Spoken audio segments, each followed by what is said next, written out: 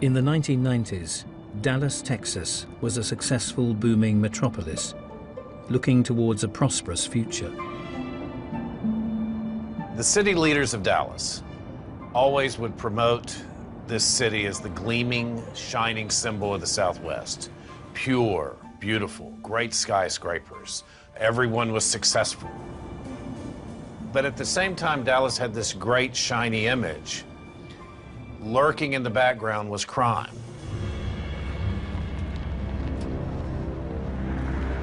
Dallas was a very violent city. Matter of fact, the early 90s, we had our largest rate of homicide that we ever had. In 1991, we had over 500 homicides in the city of Dallas. And one formerly middle-class district to the south of the city had become the center of Dallas's seedy underbelly. Oak Cliff had gone downhill. It was crime-ridden. You had lots of crime, you had lots of prostitution, you had lots of drugs. It was not a place that you really wanted to be unless you were down there for a purpose. Oak Cliff was just a run-down town. It was full of a lot of degenerates. It was a part of Dallas that Dallas was probably ashamed of at that time. For beat cops Regina Smith and John Matthews, one aspect of the streets would require their undivided attention. In the middle of the day, you would see prostitutes walking in and out of the street, in and out of stores. Most of the girls that were out there as prostitutes had a drug problem. Drugs were the crux of their existence. We had established rapport with these girls. You know, we cared about them, and we didn't see them just as prostitutes, we saw them as human beings. One of the troubled women working in the area was 33-year-old mother Mary Pratt. Mary was a girl that had worked the streets for quite a while. She grew up not very far from North Oak Cliff, and her family still lived just outside of the city of Dallas. She loved her family. She had so much great love. And Mary wanted out of the life really bad.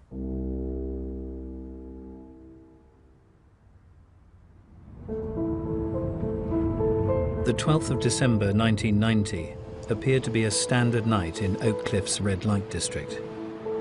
Mary had been amongst the scores of girls plying their trade on the notorious Jefferson Boulevard. But the following morning, a gruesome discovery in a nearby residential area would mark the tragic end to a young woman's life. The body was found right here in this area, and she was partially nude. She had been shot, and she laid splayed out with her arms over her head. When we got there, it was probably 3 or 4 o'clock in the morning, best I can remember, and the body was just left in the street. As you can see, this isn't in a remote area where no one could see it. There's homes all around here, people coming and going all the time. It was put here for someone to discover. The victim would be identified as prostitute Mary Pratt. Despite the displaying of her body, her murder was not initially viewed as out of the ordinary. It was not unusual for street prostitutes to be beaten up, to be shot. It just seemed to be a standard case. However, the victim's autopsy would reveal that this was anything but a run-of-the-mill murder. The medical examiner opened the eyelids to write down the color of the eyes in his autopsy report. And in this particular case, the medical examiner was shocked to find that the eyeballs were gone. The eyes had been cut out so precisely that when the eyelids were shut, there were no scars, there was no bleeding, no sign of any bleeding. It was surgically precise. The FBI would confirm to police that the killer's macabre MO was unprecedented. The eyeball situation, we didn't hear of murders that were sick like that. It was like a trophy or a souvenir. When someone's going through the trouble to meticulously cut out an eyeball, it tells us killing alone is not psychosexually sufficient. They have to go above and beyond that and do what gratifies them, even placing themselves at risk for apprehension. 50 years earlier, the streets of South Dallas had been far removed from such brutal crimes. Oak Cliff had been a safe haven for a young couple raising their newly adopted son. Charles was born in 1933 and adopted 3 weeks later by Fred and Dell Albright, a couple that lived in the heart of Oak Cliff. Fred was a grocer in Dallas. Dell was a stay-at-home mom, and she was very much a stay-at-home mom. She ran the house. His father, Fred, was kind of in the background, and she doted on him, but she was also extremely strict on him. She was very concerned about him getting in trouble, getting sick, not eating the right foods. She kept goats in the backyard so he would have goat milk instead of cow milk. Although Charles's mother had a caring side, he would later recall a strict set of rules. She would force him to practice the piano. She would have him follow her strict rules of manners. If he didn't drink his milk, if he didn't finish his meals, he was severely punished. There was occasions where if he wouldn't sleep and take his nap, she would tie him down in bed. If he did something wrong, she would punish him by leaving him in a dark room. Her domination would have affected him. There might have been anger brewing, especially as she controlled him. But she also was very supportive, so there would have been love, so he would have had a lot of mixed feelings about women. Although the Albright household was run as a strict regime, the mother and son spent any downtime indulging a shared passion for taxidermy.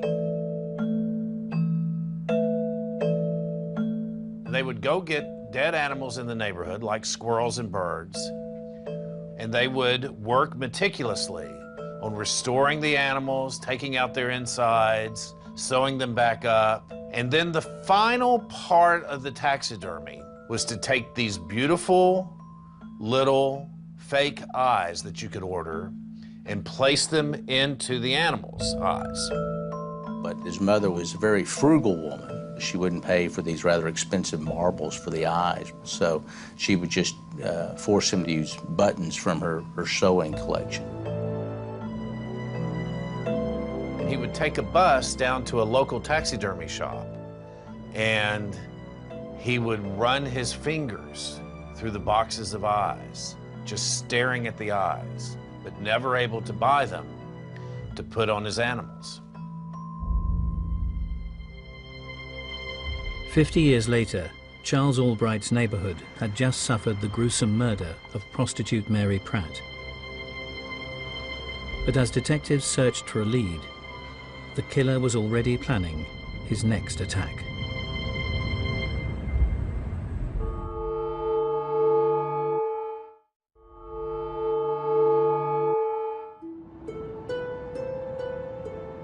In December 1990, a shocking discovery was made on the streets of Oak Cliff, Dallas. 33-year-old prostitute Mary Pratt had been brutally murdered and grotesquely mutilated by the surgical removal of her eyes. As police searched for clues, beat cops Regina Smith and John Matthews turned to the local girls working the red light district on Jefferson Boulevard. They know the streets better than anyone. They're living out there, they're working out there, and now they're dying out there. The word on the street from the girls was that they felt the murderer had to be somebody that Mary knew, someone that had probably been out there on the street for a significant amount of time. What the girls were saying, they would think of their worst customers that had treated them badly, and none of it fit the profile of what we were seeing. You know, some of them were just, you know, totally way off. Police were further baffled by the dumping of Mary's body. She was known to have been working around Jefferson Boulevard, but her body had been discovered in a residential area some distance away. Mary, like most of the girls, would turn their tricks only in a very small geographic area. They wanted to stay close to their pimp and close to where they had friends. And having the body discovered a long way away from the Jefferson area was quite extraordinary. Although officers Smith and Matthews had little to go on, an encounter with local prostitute Veronica Rodriguez appeared to offer a break. I saw this gash on her throat and a gash on her head, and I said, "What happened to you?" And she said, "You know, I almost got killed. I had to jump in a drain to get away from him." And so we were like, "Really?" Veronica claimed she had been with Mary Pratt on the night of her murder. She said that she and Mary double dated this John, and that he had attacked him, and that she got away, but Mary did not. The distraught prostitute would then describe a terrifying ordeal as she fled the scene. She ran barefoot and partially clothed across an open field, and she was a very small, thin girl, and she fit inside a drainage pipe. And she heard the attacker yelling her name, trying to find her. She found her way to the house of someone she knew, and that person saved her. Despite Veronica's dramatic version of events, her drug-induced state put doubt in the officers' minds. They just thought the story was the kind of story that Veronica told all the time. But she did definitely look like she had been beaten up. However, just 2 days later, officers Smith and Matthews would cross paths with Veronica once again, whilst checking out a suspicious truck parked up in Oak Cliff's red light district. We swung open the doors, and that's when we saw Veronica in the car doing business with Axton Schindler. Schindler was a local truck driver, renting a house in the area. Veronica was very agitated. She was very upset, and she kept saying, "Well, he saved me. Leave him alone. Let him go." "Don't arrest him. Don't arrest him. That's the guy I told you about that saved me. He saved me." But he really didn't kind of verify the story at the time that she said.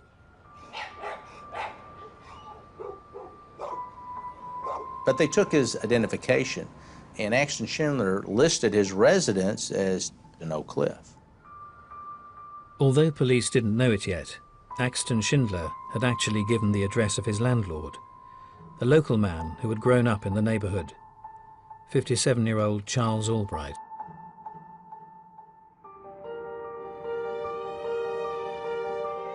As a child in the 40s, Charles had experienced a strict regime at home.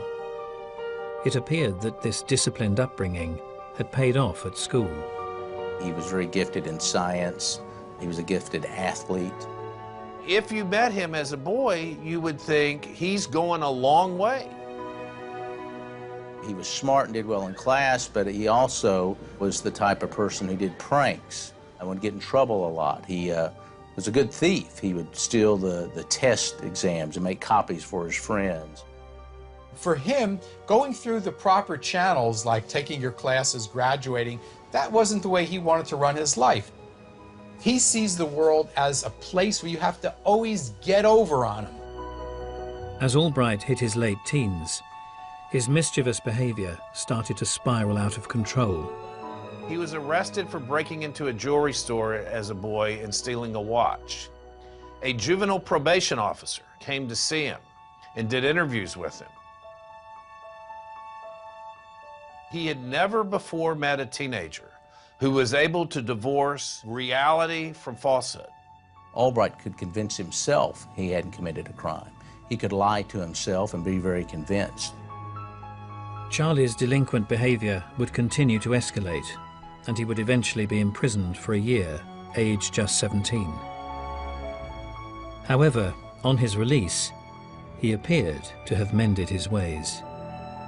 So he goes to Arkansas State Teachers College. He becomes president of the French Club. He becomes editor of the yearbook. He's on the student council. He tries out for the football team, even though he's never played organized football before, and becomes the starting halfback. He was very charismatic, very laid back, seemed to get along with everyone, lots of superficial charm. The colourful Albright would also gain notoriety for his outlandish pranks. Charlie had a friend in college named Andrew, who was dating the most beautiful girl on campus. She broke up with him. In a fit of despair, he tore up her pictures. Charlie slipped into his room, grabbed the photos from the wastebasket, cut out the eyes, and began pasting them on the ceiling above Andrew's bed, in the bathroom where Andrew used. So wherever Andrew went, there were these photos of the ex-girlfriend's eyes staring at him. It was a hilarious prank. Good old Charlie doing a prank with eyeballs.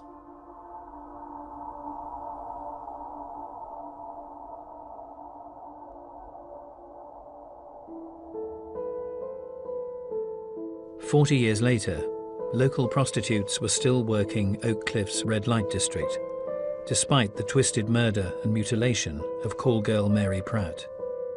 The girls will get picked up, some will get beat, some will get raped, and some will get murdered. That's kind of the life of a typical prostitute. But Oak Cliff was about to suffer another brutal killing that would strike an ominous chord with investigating officers. In February 1991, 2 months after Mary Pratt's body was found, the body of another woman was found on the same street in South Dallas.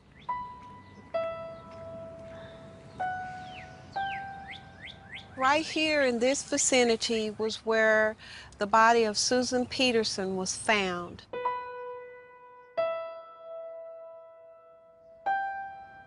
Her body was partially nude. She had been shot, and she was laying here displayed.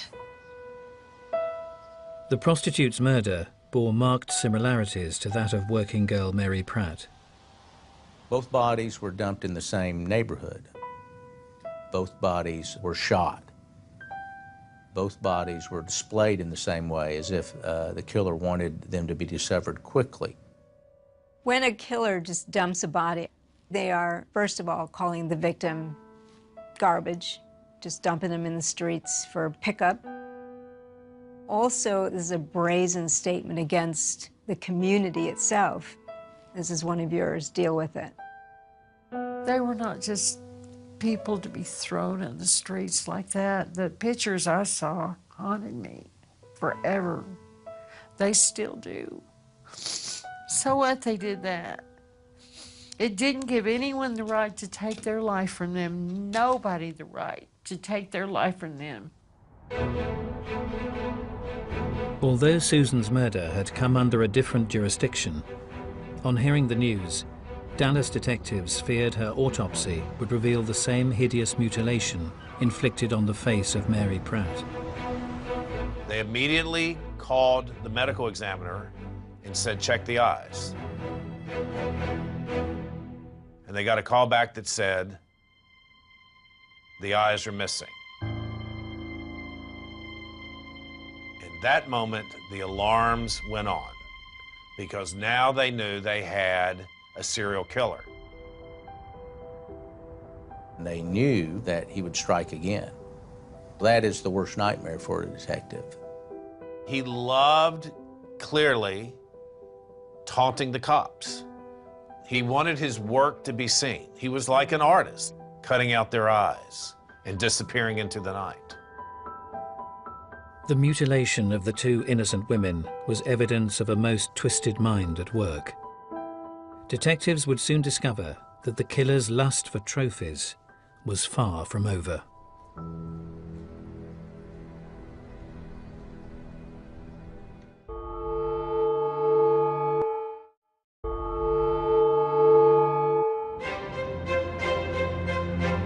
February 1991, police had established a serial killer was murdering prostitutes on the streets of Oak Cliff, Dallas.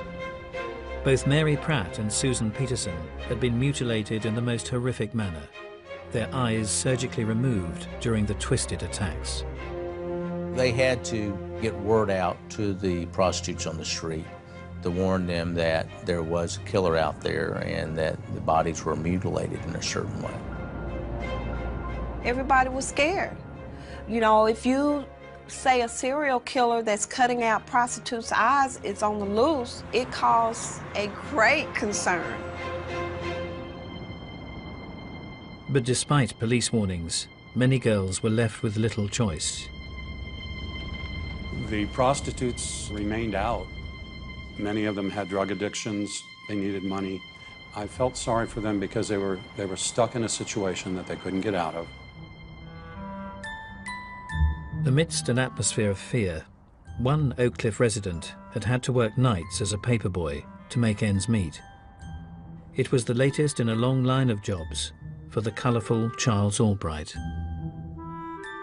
Albright, he couldn't seem to hold the job more than 3 months or he would lose interest in it. At one point, he bought a lathe and made baseball bats that he sold.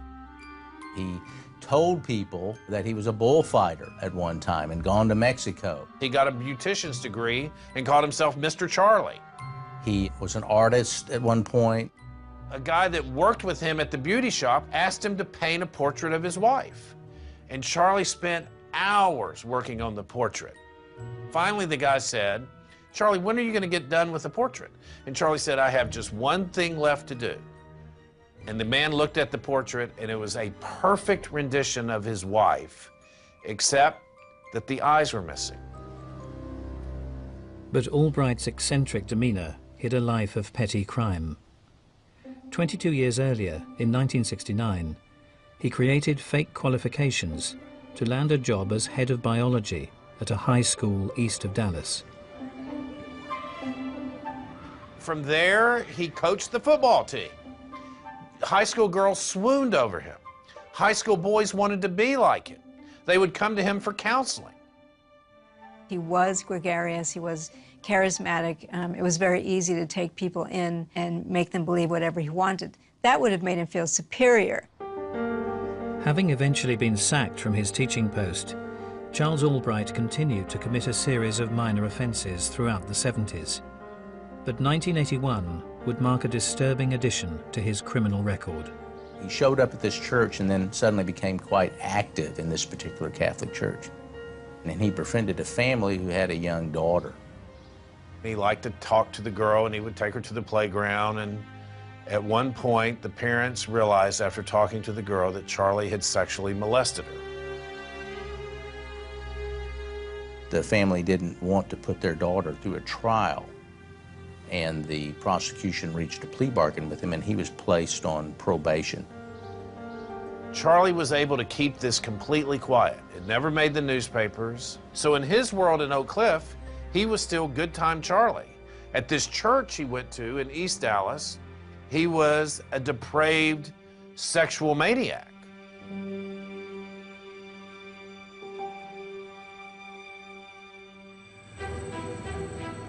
Ten years later, in 1991, panic had set in throughout the wider community of Oak Cliff, following the brutal slaying of 2 white prostitutes. By the time the second murder had occurred, it was the kind of thing that the newspapers were going to pick up on. We had people calling in, trying to turn in ex-husbands and friends, and it made a lot more leads for us to have to run down that we later found out that weren't good. Once it became a media sensation, one of our concerns was that the killer may change his MO. Which is exactly what happened on March 19th, 1991, 1 month after Susan Peterson was found. The body of a 3rd prostitute had been discovered in a residential street.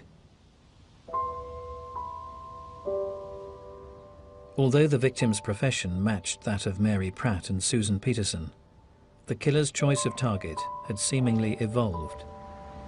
There was a couple differences in this case. The first 2 had been white females, and Shirley Williams was a black female.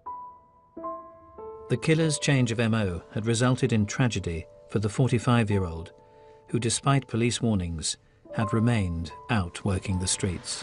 When you look at serial sexual murders, in 70% of the cases, they experiment at a crime scene and do something very, very different that they didn't do before. So if you have a series of 5 murders and 4 of the women are white and 1 is African American, that does not surprise me. Despite any differences, the killer's brazen brutality was still evident. When the officers arrived, they found her completely nude and her face was mutilated. Her body was near a school, and she was left where all those children could see her. She had been shot several times, and it was a bloody scene. With the cause of death established, there was only one thing weighing on the detective's mind. Of course, the first thing we did then is opened the eye socket. They checked and they saw that her eyes was missing. We knew then that we had a third one.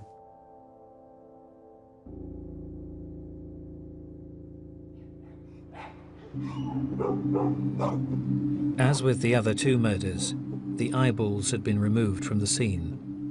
But this time, the killer appeared to have acted in a frenzy. Whereas with Mary and Susan, their eyes had been surgically removed, but Shirley lay here and there were marks around her eyes. This time, the killer didn't have as much time to precisely get those eyeballs out, and he left part of an X-Acto blade in one of the eye sockets. As police chased down their leads, Oak Cliff resident Charles Albright remained under their radar. Despite his checkered past, the charismatic 57-year-old had become a popular member of the community. Forensic scientist Dr. Irving Stone recalls the 57-year-old as a welcome addition to his seniors' softball team. Charlie Albright was kind of a happy-go-lucky fella. Looked like a fire hydrant. He was wide-shouldered, strong. He had a great sense of humor, and I think the fellas on the team generally liked Charlie. If there was ever any tension or conflict on the softball field, even amongst these old guys get pretty competitive, Charlie was the first to back down. He didn't seem to like physical confrontation. Alongside his busy social life, Charles also seemed to be living in domestic bliss. He met a woman, a widow from Arkansas named Dixie, who he woos and says he wants to marry. She fell victim to his charms, and they eventually moved in together. Dixie thought she was living with Prince Charming, who, she would come home to, and he could read poetry to her and that sort of thing. Increasingly out of work, Albright's main income was from a string of rental houses passed down from his parents. But as the financial pressure mounted, Dixie was forced to become the main breadwinner, unaware that her partner was leading a double life. What Dixie could not imagine was that when she was at work at a gift shop during the day, that Charlie would get in his car and drive 10 minutes away to the whore motels out by the interstate and visit prostitutes, and sometimes bring them back to one of his rental houses. He was very smart, so he had the ability to live in a variety of compartments. So, and each of those compartments would have its own sense of morality and sense of identity, and it would depend on what situation he was in or what mood he was in as to what he was going to do. The working girls who knew him recall a client who liked to take charge. He went out and bought drugs for women and said he didn't want them on the streets because he worried about them. Oh, y'all are my girls. Oh, I'll go get you some drugs. I would hate to have anything happen to you. He would pay for some of their meals, or if they needed money, he would give them $100. And that wasn't even necessarily for sex. He wanted to develop these friendships with them. So they looked at him as someone who was safe to be with. Oh, he was charming when he wanted to be. He told me I had lovely eyes. But his acquaintances in the red light district experienced a change in Charles Albright's behavior.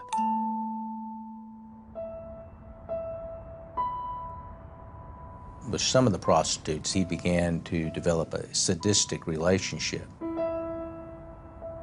You saw two different sides of him. You saw a charming, nice side, and you saw an angry side. He began tying them up. He would hit some of them with rope or with an extension cord. He would yell at them. He would cuss at them. He got very rough in his sexual activities. I worked in a psychiatric unit for a long time because I'd been a nurse, and I knew something was wrong. Although Albright's secret life remained hidden, one unexpected episode would leave his softball buddies in a state of shock. Two young women drove slowly past the softball team right as the game had come to an end, and some man just said as a joke, "I bet they're prostitutes. Hey, Charlie, why don't you go have a taste of that?" And Charlie turned and looked at that man and said, "I hate prostitutes. If I had my choice, I'd kill them all."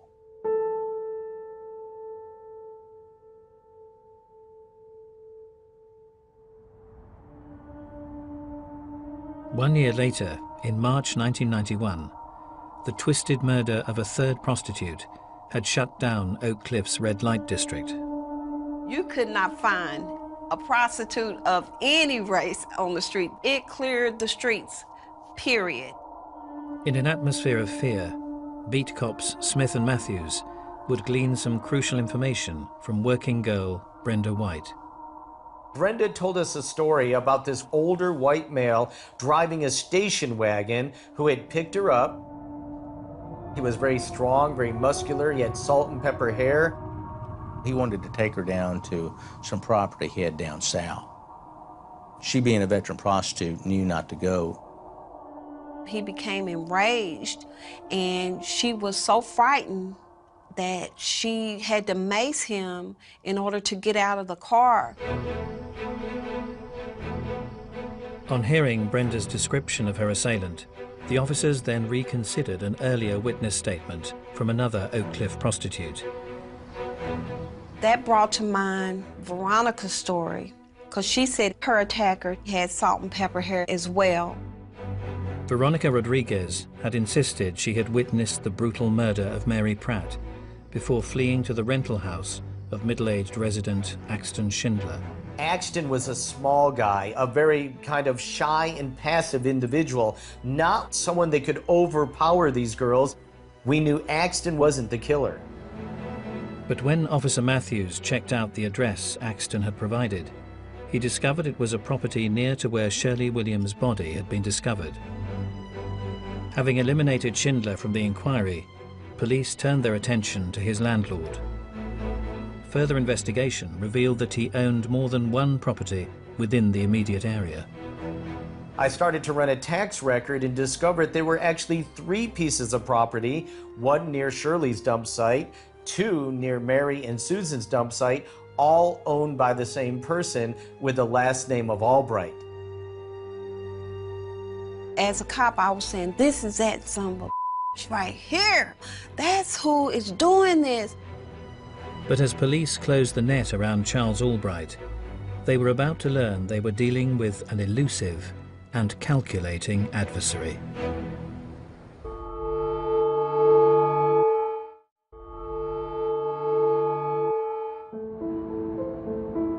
During 1991, a depraved serial killer had struck at the heart of Oak Cliff's red light district. Having connected the 3 murders by the bizarre removal of the victim's eyes, Dallas police finally believed they had their man. 57-year-old Charles Albright fit a witness description and owned several houses within close proximity to where the victims' bodies had been found. The arrest happened in the wee hours of the morning. The tactical team had lined up and were in position surrounding the home. They burst in, they grab Charlie, who says he has no idea what they're here for. Having broken the case, officers Matthews and Smith were tasked with taking the suspect in for questioning. The atmosphere in the car was just as eerie as one can imagine. It was total silence in the car. The one thing that I remember is looking back and seeing the darkness in his eyes. It wasn't even like looking into a real person's eyes. It was absolutely amazing and at the same time, absolutely terrifying.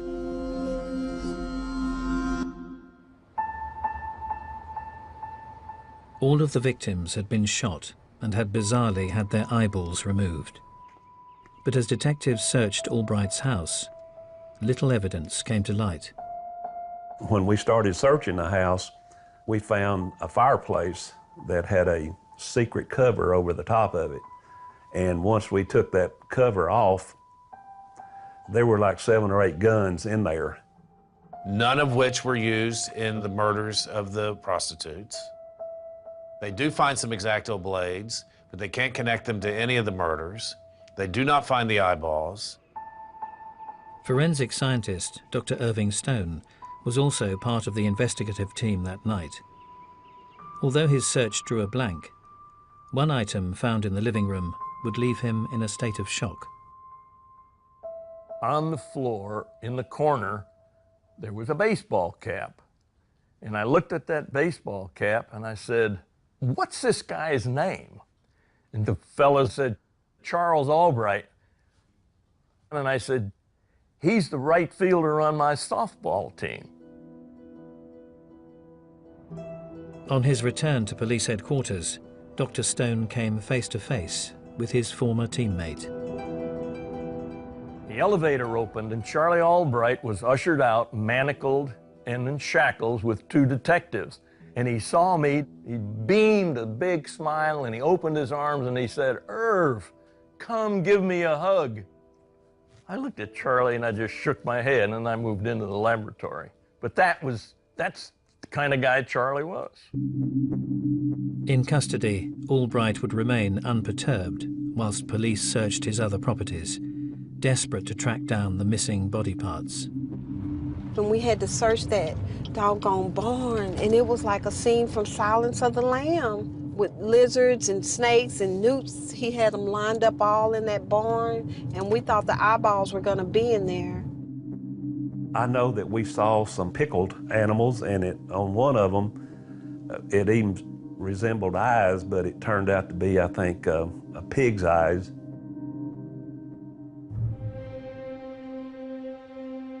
Although the evidence against Albright was still lacking, officers Smith and Matthews would locate the site of Shirley Williams' murder following a tip-off from a local prostitute. The discovery of her coat at the scene provided the turning point in the case. That directly tied Albright to Shirley Williams. They found hair on the raincoat that they couldn't identify at first. And the interesting thing was they found this same type of hair in the vacuum cleaner from Albright's house. And they actually had to go to the zoo and have their experts look at it, and they identified it as a squirrel hair. They knew that he had vacuumed the truck or something in order for those hairs to get, in that vacuum cleaner. So that became a crucial piece of evidence. At trial, Albright would deny he had even frequented the red light district. But ultimately the jury found him guilty of the killing of Shirley Williams. Although he wasn't officially charged with their murders, the cases of Mary Pratt and Susan Peterson were detailed in court. As Charles Albright faced life in prison, the shattered community of Oak Cliff would try to comprehend why this one-time petty criminal had targeted Oak Cliff's working girls in such a brutal manner. He was adopted, we knew that. And his birth mother might have been a prostitute. And with him living with the thought that his mother was a prostitute, it might have just festered over the years or something like that. But for many, it was Albright's unprecedented MO to mutilate his victim's eyes that was truly unfathomable. Albright had never really accomplished a thing in his life. And I think this may have been a way, he was going to make his mark in the world. There was incidents in his early life that his mother used buttons for eyes in their stuffed animals. And I usually am very reluctant to attribute future behavior as an adult to events in childhood. But in this particular case, I really think it applies.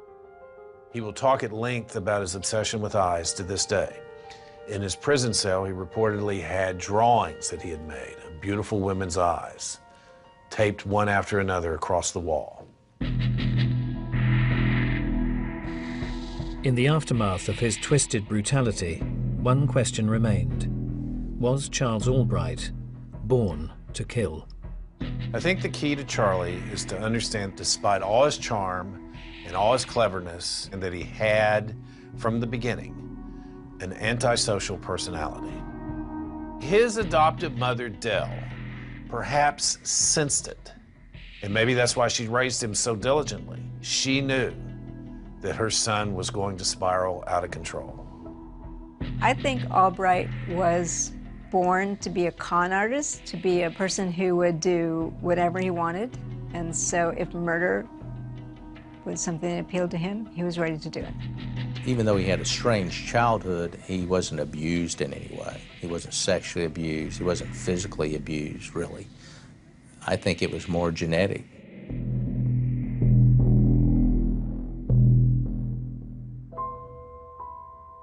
For many, the memory of the brutal murders has faded away.